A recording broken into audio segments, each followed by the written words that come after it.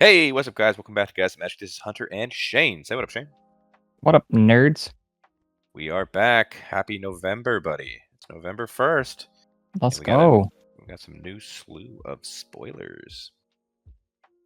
So, I guess before we get started, don't forget to hit that subscribe button if you haven't done so already. We are almost at 3,000 subscribers. Very exciting times for here at the channel. You could be a part of that. And, as always, hit the like button if you like this video. But let's jump into it right away. First things first, we have a card that is straight to commander only. This will be found in set and collector boosters. This is a land. This is Urza's Workshop. Land, Urza's. You can come in, it can tap for a colorless. It's also got Metalcraft, and you can tap for a colorless for each Urza's land you control. Activate only if you control 3 or more artifacts. Somebody say Tron? I like how it's land, Urza's. It's Urza's Yeah. land. It's Urza's land. Yeah, but was Tron really a thing in EDH? Let's be honest. Not necessarily, but I mean, you could use them. you can do it. Maybe they're You going to wanted spoil to. more Urza's land. I don't know. It's interesting. Urza's Workshop. Yeah, I don't A know. land Yeah, comes in, taps for colorless. Doesn't come in tapped, which is always nice. definitely. I guess it has upside, but we'll see how you can make the upside work, I guess. I think they're maybe pushing, especially with this set, colorless commanders. That'd be interesting. What? In the artifact set? Are you kidding me? Yeah, dude, can you believe it? Whoa. I know. Colorless legendaries. What a thing.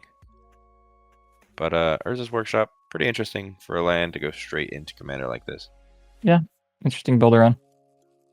But that was the only spoiler for Commander. Next up, we have just the main set of Brothers War. So let's get it going. This first one, Gixian Puppeteer. Gixian Puppeteer is 3 and a black for a 4/3 creature Phyrexian Warlock. It says whenever you draw your second card each turn, each opponent loses 2 life and you gain 2 life. And when it dies, return another target creature card with mana value 3 or less from your graveyard to the battlefield. Is black Interesting. getting all the toys or what? I was going to say, interesting curve for Shieldred. Very suspect.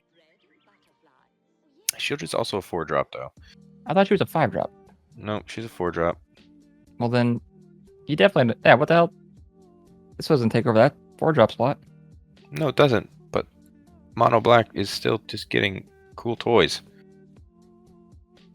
They're definitely getting a lot of toys. Is this card especially- good enough to be in the mono black control? I don't know. I don't know if it's good enough to be Mono Black. Maybe like a Demir build. Making yourself draw your second card, triggering that effect. I mean, the second part is kind of relevant too. Oh, absolutely. This is a nice value. 4 mana for Places 4/3. itself, yeah. I like it. Gixian Puppeteer, dude. Very reminiscent to the Diabolic Intent, the art that we saw last time. Gix and the blue things, yeah. Yeah. Pretty interesting. But yeah, I think this one I'll see play. Next up, we have Platoon Dispenser. Platoon Dispenser is 5 generic mana for 4/6. It's an artifact creature construct. This is the beginning of your end step. If you control 2 or more other creatures, draw a card. You can also pay 3 and a white to create a 1/1 colorless soldier artifact creature token, and it has an unearth cost of 2 and 2 white. Another soldier maker. It is another In soldier white. maker. Yes, that's correct. And this is a 5 mana 4/6, which is pretty wild to me. Yeah. With upside. And so you're probably gonna be drawing cards if you're running a soldier list, right? So you probably have more than 2 other cards. Yeah, that could be the top end of the deck, maybe. Seems like a pretty good limited bomb, too. Oh, definitely. I'm excited to draft. Hopefully I get one of these. Just could slide into... Doesn't even have to be white. Just a 5 mana 4/6. Pretty nice. But Wait, are you drafting or are you going to be playing sealed? Okay, I'm playing sealed. Yeah. I do the pre-release kits. Yep. But either way, be fun to open. For sure, dude. Do you think it sees play in standard anywhere? Honestly, maybe. And that's like that soldier deck we keep talking about. Maybe it's the top end of it. I don't know.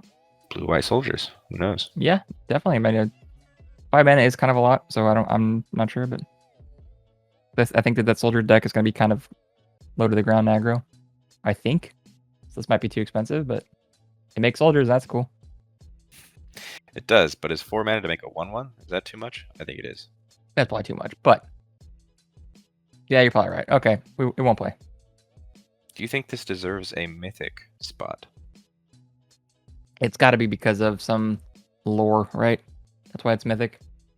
Hear that rumbling sound? We're saved! Annie, Urzan Soldier. Annie? Yeah, I don't know. I don't think it deserves a mythic, but if it's like a pivotal arc or story arc or something, maybe, I don't know. I don't know how they choose that shit, dude. I don't either. Let's move on to a reprint. We got Fauna Shaman. Fauna Shaman, if you don't know, is 1 and a green for a 2/2. Creature Elf Shaman. You could pay a green and tap it to discard a creature card, search your library for a creature card, reveal it, put it in your hand, and shuffle. Wow. Fauna Shaman back in standard. Yeah. When was it in standard last? It's a pretty good one. The last time it was in standard was 2011. Jeez. A little bit before my time. Yeah. Magic 2011. That was the last time. Hasn't been printed in a while. This seems really good. Yeah, absolutely. This is a... like, not a fetch. What the hell am I trying to say? A tutor on a stick, dude. Tutor on a stick. It definitely is. Because you just... Yeah, man. I don't know. Fauna, it's going to be interesting to see how this plays in standard. I feel like they're bringing back a bunch of old cards and they're reprinting them for standard. We saw Liliana with the last set. Diabolic Intent. Now Fauna Shaman.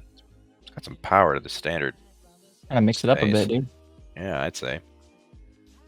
I think it's safe to say this will probably find a home somewhere in standard. 100%. Anytime, like this. Okay, we've already seen 3 mana spells, 5 mana or 4 mana spells, 5 mana spells that do this exact ability where people are trying to pitch Titan of Industry into the graveyard. This is just another way to do it. Yup. That's a super easy way to do it too. 2 mana. Next turn. Titan of Industry in the graveyard. Such good upside. Holy shit. Yeah. Okay, yeah. It's going to be a pretty interesting black-green deck, I would say. The meta's going to be pretty fun. I'm excited. Fauna Shaman has definitely seen play.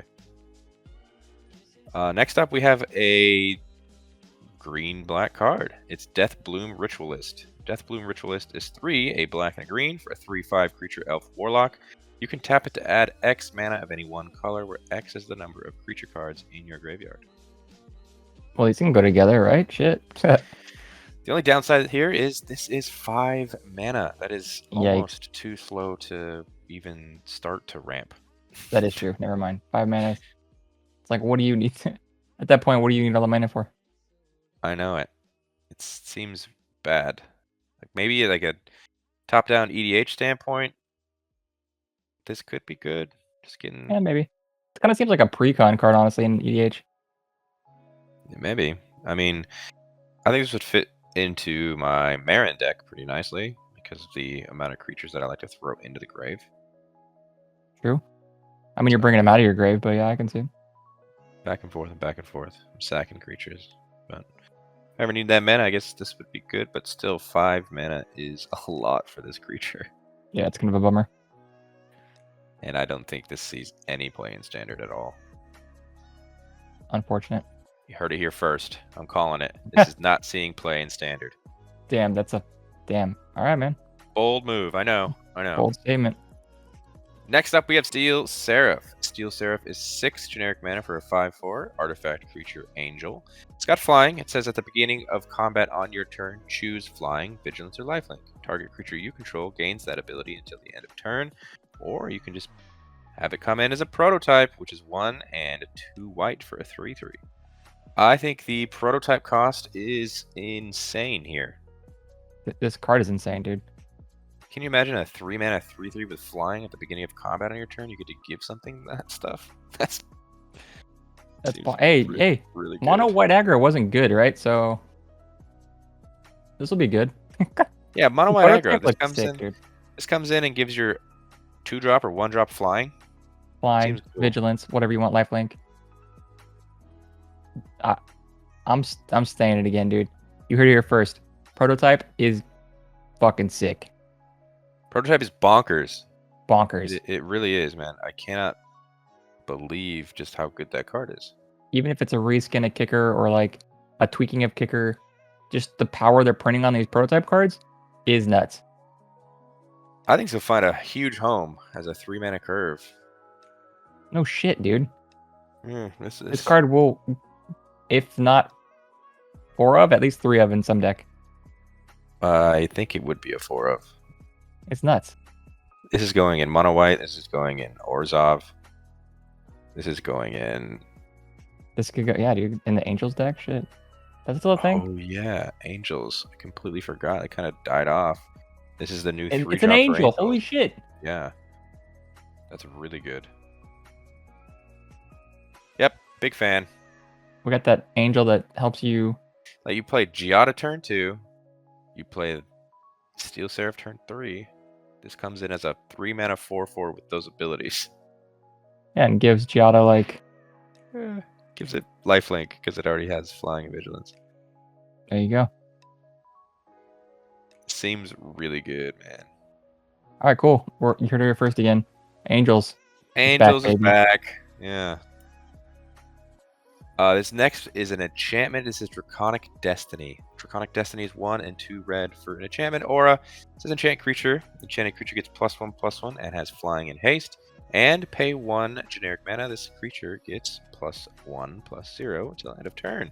It's a dragon in addition to its other types. And when enchanted creature dies, return Draconic Destiny to its owner's hand. You can just give anything fire breathing?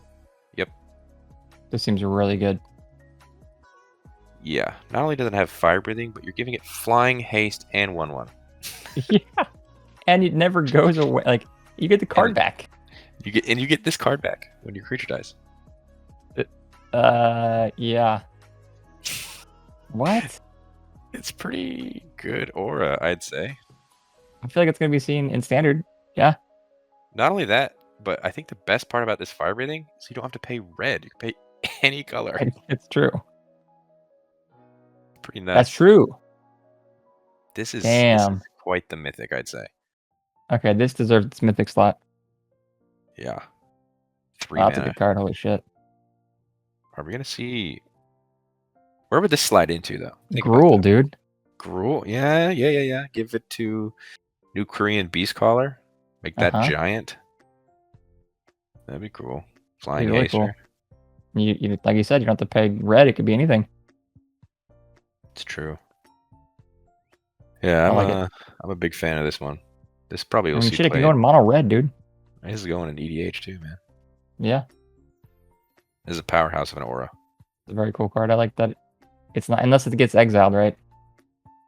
I mean, if your enchanted creature gets exiled, then yeah. Yeah. So as long as that doesn't happen. as long as that doesn't happen, then we're good. And there are some exile effects in standard right now, and we're getting like another one, right? In black or white or whatever. So yep. There will be ways to not let it get back to your hand, but very strong effect. Absolutely. Next one, we have a sorcery called Awaken the Woods. It's X and 2 green that states create X 1/1 green forest dryad land creature tokens. They are still affected by summoning sickness. It's kind of an interesting ability. They are lands. They are basically Dryad Arbor. Dude, that's cool. Yeah, it is actually really cool. It's like the lands attack, ramp, dude. Yeah, it's the only, like I said, the only downside here is they are still affected by summoning sickness, so you can't tap them right away. And they get destroyed by that red sorcery that we saw yesterday. Yeah, so there are ways to just murder this. Yeah, there's a bunch of different ways. There's a new black uncommon spell that was shown today that said gives all opponent's creatures -1/-1 to end a turn. So that also just absolutely wrecks these. But I think this is I think this sees play in Lands Matter deck because they all like those landfall triggers. It's pretty insane, I'd say. That's true too. You mean for EDH? Yeah. Yeah, that'd be crazy. Don't Lots bank on of, the fact that you'll have all these lands though. One board wipe and you're back to it's like a I cyclonic know. almost for you. But I mean the landfall triggers, like let's say Felidar Retreat. Oh, true. Like That'd Felidar be Retreat dumb. would just trigger how many times you want it? How Oh, much are you yeah. paying into it? You're making a whole bunch of counters on each creature and they gain vigilance. I think that'd be like a finishing move there. Another strong mythic. Wow. Wow! Who would have thought? This next one is Bladewhip Transmogrant. It is 2 generic mana for 3/1. It is an artifact creature zombie. It says it can't block. It also has an ability where you can pay 4 and 2 black to return it from the graveyard to the battlefield with a +1/+1 counter on it. This ability costs 4 less to activate if an opponent controls 4 or more non-basic lands. This card seems pretty bad. I'm just not a big fan of it, honestly. It's just a basic 3/1. Doesn't really have any capabilities to block. It's very susceptible to being blocked. Just 1 mana, and that 4 less to activate if an opponent controls 4 or more non-basics. You're asking a lot. I know most cards are going to come in with 2 colors sometimes, but if you're running into a mono deck, this card will always cost 6 to return it as a 4/2. I just don't see the upside to that. Next up, we have another artifact creature. This is Persistent Behemoth. Persistent Behemoth is 5 generic mana for a 2/7 artifact creature beast. It says you may play lands from your graveyard. It's got Unearth of 2 green. Well, that's a really cool unearth. Yeah, very Pitch cheap, it. isn't it? Yeah, you can pitch it and then unearth it. Yeah, But it dies. true. Gets So you only get the exiled 1 land end if you want step. that. Yeah. Yeah. What does the unearth do on this card then? Actually. You get to play the land from your graveyard. Yeah, that's what I'm saying. Like, so you It's get a the land, you get the attack for 2. 2, I 2/7. guess that's cool. And that's I don't know. That's a weird. It's weird. Yeah. It's definitely a big toughness here, man. It's like a big booty. It is gonna be hard to deal with for 5 mana, 2/7.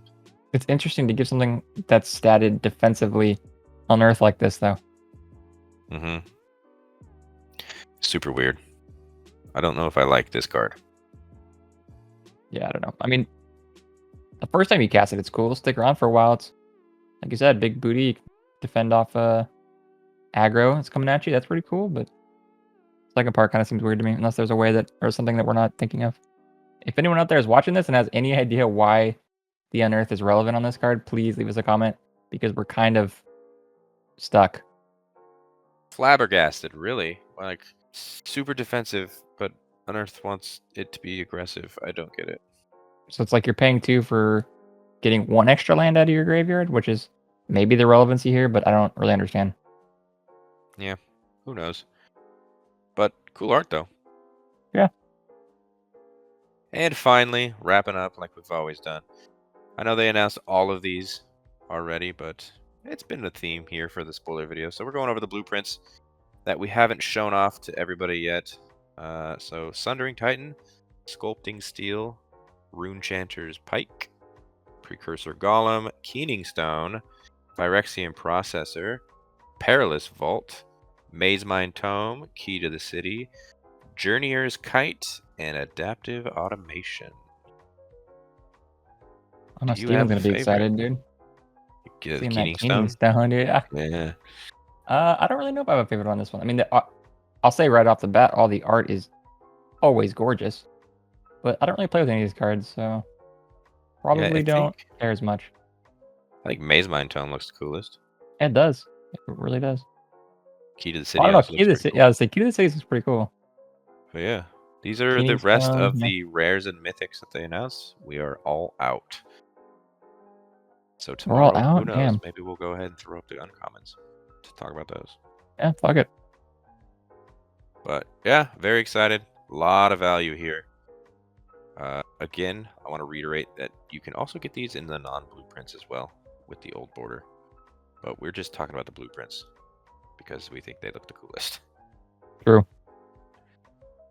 But that is going to do it for us today. I hope you guys enjoyed this video. If you did, hit that like button. Leave a comment down below telling us what your favorite card of the day was and why you will be running it in what deck. Also, subscribe to the channel if you haven't done so already. Again, we are almost at 3,000. Help us out. You can do it. And you're going to be missing content if you've not subscribed, so why not? Also, in the description, you will find all the links to our social media accounts. That's at Instagram, at Twitter, and at TikTok. All the same. That is at Guys That Magic on all three. Follow us on Instagram because we do post, even though we don't talk about the uncommons and commons, we post all the commons and uncommons on our Instagram. So check it out. And until the next video, hope you guys have a great rest of your day. Peace. Bye-bye.